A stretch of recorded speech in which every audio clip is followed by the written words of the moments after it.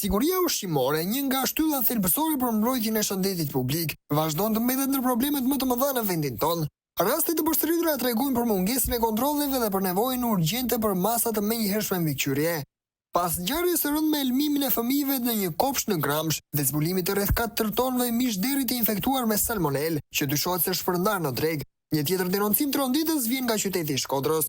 Një qytetar është drejtuar redaksis son për të denoncuar cilësinë alarmante të një produkti të quajtur sallam popullor. Ai rrëfen se e kishte bler sallamin në një market të qytetit, me qëllim për t'ua përgatitur fëmijëve në mëngjes para se të shkonin në shkollë. Por përballë asaj që zbuloi, mbeti i tronditur. Në produkt kishte qime, pupla pule dhe copa kockash të papërpunuara.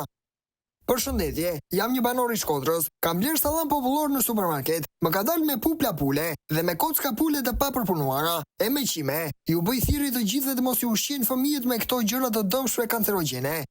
Ja kam dhënë dhe qenit, por nuk i ka hangër, shkruan qytetari në mesazhin e tij. Ky rast i fundit thekson edhe një herë nevojën urgjente për të përforcuar mekanizmat e kontrollit dhe për të siguruar që produktet që tregtohen në tregun shqiptar të jenë të siguruara dhe të certifikuara sipas standardeve të duhura.